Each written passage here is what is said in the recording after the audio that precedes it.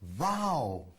자, 이 문제는 2019학년도 수능 가형 14번 문제입니다. 4점짜리인데 14번 정도의 문제면 그렇게 어려운 문제는 아니라는 건 알고 있겠죠.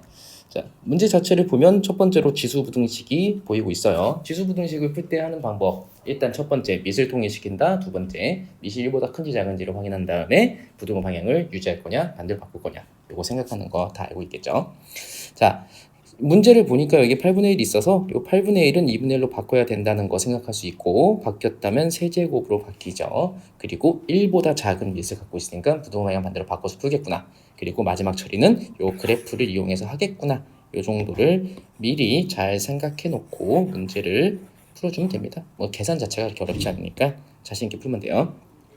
자, 해보겠습니다. 첫 번째 2분의 1에 fx, gx 써주고요. 8분의 1을 2분의 1의 세제곱으로 바꾼 형태 같이 써줍시다. 그럼 3gx 되겠죠? 자, 밑이 1보다 작은 게 확인됐으니까 fx 곱하기 gx 그 다음에 부동면 바꿔서 3gx를 써주면 됩니다. 자, 여기서 주의할 점 중에 가장 중요한 점, 자, 이 gx를 절대로 이렇게 약분시키면 안 됩니다. 약분시키면 안 되는 이유는 크게 두 가지죠.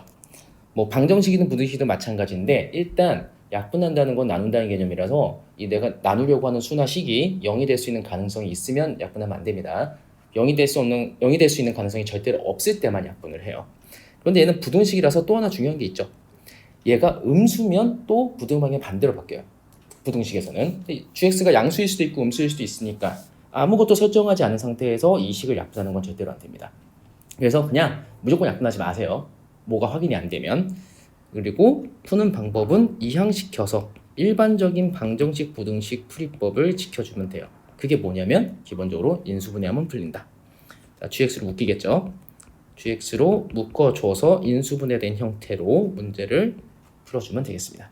자, 어떤 두 식을 곱해서 0보다 작거나 같으니까 기본적으로 둘은 부호가 서로 반대구나 이렇게 이해를 하면 됩니다. 자, 그런데 여기 등호가 있잖아요. 등호를 처리하는 방법이 좀 애매합니다. 왜냐면 이거를 두 개가 모두 만족되는 걸로 문제를 풀어야 되는데, 어떤 하나가 0이 되면 나머지 하나는 뭐가 되든 아무 상관이 없어요. 그러니까 두 개가 동시에 만족되는 형태로 우리가 문제를 푸는데, 하나가 0이 되면 다른 하나는 뭐가 되든 상관이 없다. 자, 그러면 이거를 똑같이 부등식을 이렇게 설정해서 풀 때 등호를 여기저기 막 붙여서 풀면 답이 정확하게 나오지 않습니다. 자, 그러니까 이걸 어떻게 풀어야 되냐면, 첫 번째 gx가 양수일 때와 fx가 3보다 작을 때 이렇게 등호를 뺀 상태로 문제를 풀어주는 게 좋아요. 등호를 붙여서 풀어도 안 틀리는 경우도 있긴 있는데, 웬만하면 등호는 따로 설정한다. 그래야지 정확하게 풀 수 있다. 이걸 꼭 생각하면서 갑시다. 자, 그럼 이제 그래프를 통해서 답을 찾을 건데, gx가 양수가 되는 거, 그래프를 보니까 여기 gx가 1차 함수라서 양수가 되는 지역이 여기죠. 위쪽에 그려져 있는 부분. 그러면 3을 기준으로 오른쪽이라고 볼 수 있으니까 첫 번째는 x가 3보다 크다가 될 거고요. 자, 두 번째, fx 3보다 작은 거. 3이 여기 있으니까 fx가 3보다 작은 건 이 아래쪽 요 그래프를 얘기하는 겁니다. 그럼 x는 여기부터 여기까지의 범위라고 보면 되는 거니까 1부터 5까지. 자, 그런데 우리는 이 두 가지가 동시에 만족되는 걸 찾아야 하기 때문에 최종적으로는 3보다 크고 5보다 작다 이렇게 설정이 되겠죠. 뭐 결과적으로 문제에서는 자연수를 찾으라고 했으니까 여기서 우리가 찾고 싶은 자연수는 4밖에 없다. 이렇게 하나를 설정해 둡니다. 자, 그리고 두 번째 반대죠. gx가 음수일 때 fx가 3보다 커져야겠죠. 이번에는 지워주고요. 거의 뭐 반대로 풀면 됩니다. 이 경우에는 gx가 음수인 경우는 역시 이 아래쪽이니까, 그래서 3을 기준으로 왼쪽이니까 x가 3보다 작다가 될 거고, fx가 3보다 큰 건 이 선을 기준으로 위쪽 요 그래프하고 요 그래프 이렇게 두 가지가 나타나겠죠. 자, 그러면 x가 1보다 작을 때 또는 x가 5보다 클 때가 됩니다. 자, 이 둘의 공통범위를 다시 쓸 건데, 공통범위에서 뭐 여기서 이미 x가 3보다 작다고 했으니까 5보다 크다는 거의 의미가 없죠. 그래서 두 개의 공통범위를 쓰면 x가 1보다 작다가 됩니다. 그런데 여기에는 자연수가 존재하지 않으니까 이쪽에서는 답이 나오지 않는다. 자, 이제 마지막으로 어떤 한 녀석이 0이 되는 경우를 생각해 보자. 자, gx가 0이 될 때도 답이 되고, 아니면 fx가 3이 돼도 전체 식이 이제 0이 되면서 성립을 하겠죠.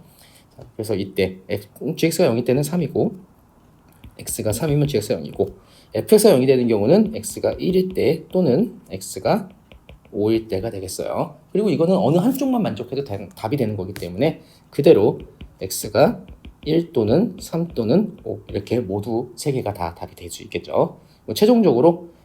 최종적인 답을 설정하면 x는 1 또는 뭔가요? 3, 그 다음이 4, 그 다음이 5. 그리고 우리가 문제에서 요구한 건 이 자연수들의 합이니까 1 더하기 3 더하기 4 더하기 5 해서 답은 13이 되겠습니다. 중요한 건 지수부등식을 처음에 설정하는 방식, 그 다음에 그 미시 1보다 큰지 작은지 판단, 그리고 등호가 있을 때 조금 조심하기. 물론 여기서 등호를 붙였다고 해서 답이 틀리진 않을 거예요. 그런데 나중에 좀 복잡한 문제는 이 등호의 역할이 굉장히 중요해질 수 있기 때문에 웬만하면 등호는 따로 설정, 이렇게 세 번째로 등호가 성립하는 경우를 따로 설정해서 푸는 게 안전하다. 이 정도는 기억해 주면 좋겠습니다. 자, 여기까지입니다.